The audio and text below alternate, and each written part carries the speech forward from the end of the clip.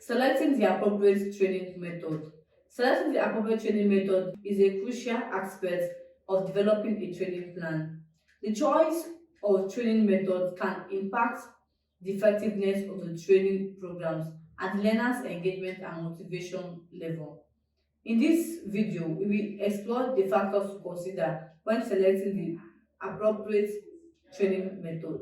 Learning objectives. The first factor to consider when selecting the appropriate training method is the learning objective. The training method should be aligned with the identified learning objectives. For example, if the learning objective is to develop a specific skills, a hand-on training method may be more appropriate than a lecture. Learner characteristics.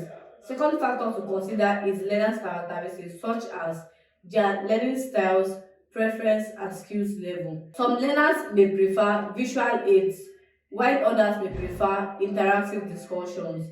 The training method should be selected based on the learner's characteristics to ensure that they are engaged and motivated. Training budget. The third factor to consider is the training budget.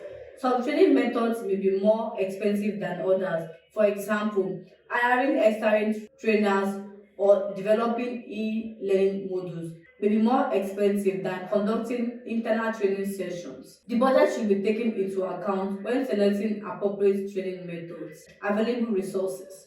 The fourth factor to consider is the available resources such as trainers, facilities, and equipment.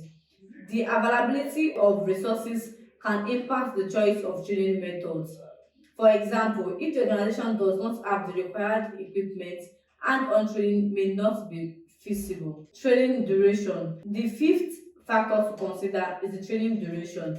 Some training methods may require more time than others. For example, hand-on training may require more time than a lecture. Training duration should be taken into account when selecting the appropriate training methods. Organizational culture.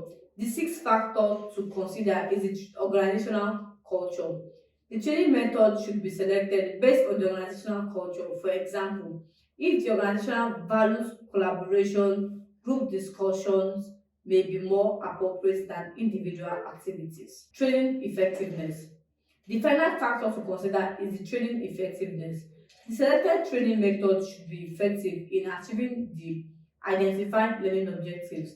The training effectiveness can be evaluated through feedback from the learners, trainers, and other stakeholders.